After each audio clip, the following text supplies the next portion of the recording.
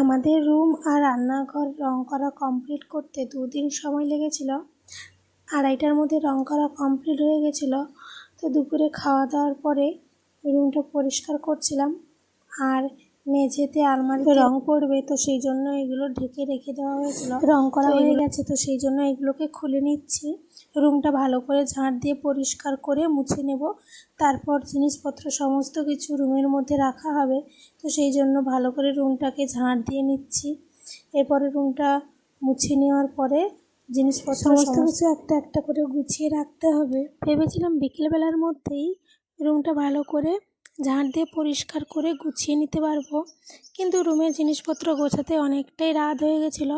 আর রুমের টুকিটাকি অনেক জিনিসপত্র থাকে, যেগুলো গোছাতে অনেকটাই সময় লেগে গেছিলো। আর জিনিসপত্রগুলো তো ভালো করে মুছে গুছিয়ে রাখতে অনেকটা লেট হয়ে গেছিলো।